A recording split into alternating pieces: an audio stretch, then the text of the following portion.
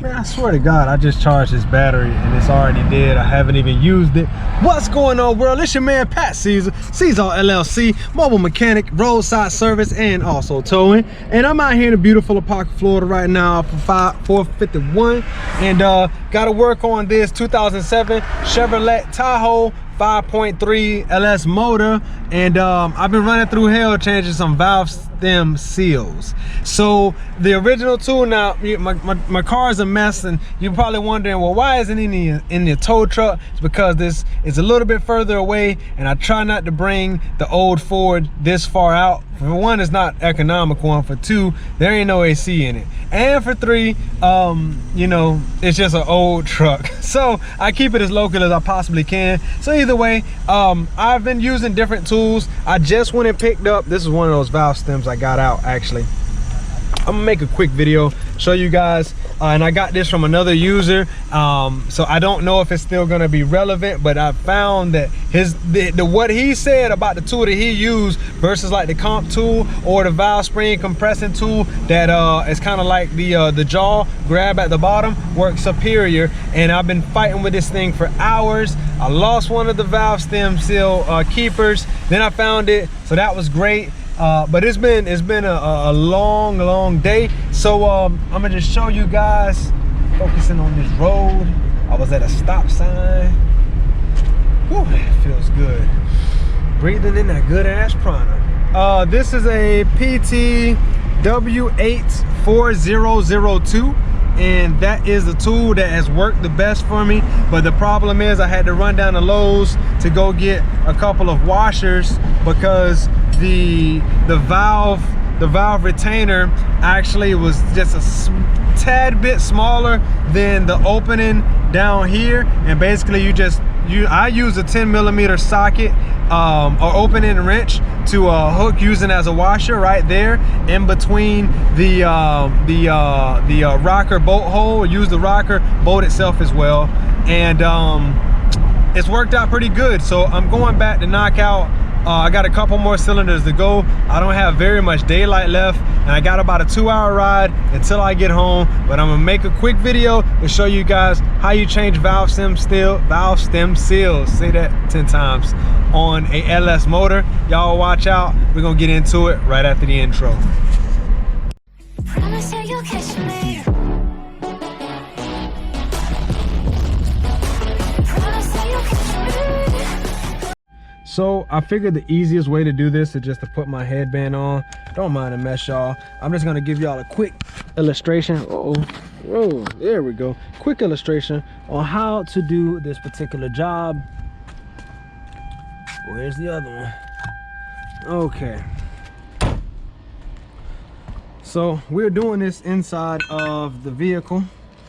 Whenever you do this too, I want y'all to note that there are different between the intake valves and the valve stem seals and the exhaust. Intake are on these I think these Felpro. I think these Felpro. Brown, and the exhaust, well, I guess they're brown too. Usually they're different colors. So yeah, either way, don't mix those up. Yeah, I gotta tighten this thing up. I forgot how to do it. I ain't used it in so long. Okay, so I'm using this 10mm opening wrench, and I'm crawling all up in here. All right, now I've just knocked out cylinder number 2. I'm only doing this bank. The main problem cylinder is number 6, but we're gonna go ahead and knock these all out. But just so for a quick illustration purposes, and we're gonna use this one. I think it's this one that I needed anyway. Show you guys what to do here. Now you can't hear it because I don't have it hooked up, but I have compressed there. You can see right there, there's an air chuck, and I have a compression gauge right here that I just pretty much got it blowing just like that. It's kind of gangster, but it works. Either way, we are going to, using my rockers here, put this in here like so. You can see I've already made a gash there. It's only because I'm on the road and I don't have any and remove the push rod too. So this is what I needed to see. Hopefully this works out. Oh yeah, that's gonna work perfect. So I just got that washer, and I'll leave a link down below if anybody wants to see. And basically this is it. So once you get it there, now I keep this shirt here because I already had my issue with losing one of these, and I don't want to go through another hour of looking for one. Like I said, it's a lot different to do this on the road than to do it in the comforts of your home or garage. So you know, being in a hurry is not really an option. But either way, you want to crank that bad boy down, make sure it's even there, even Steven. Oh, forgot one very important part to this. It's right here. I had this whole thing in here, but you really don't need it. All you need is a piece. When you're using this particular tool, this is why I need a camera crew, y'all. Anybody want to volunteer to come out here and watch me get into some of these crazy situations that I get into?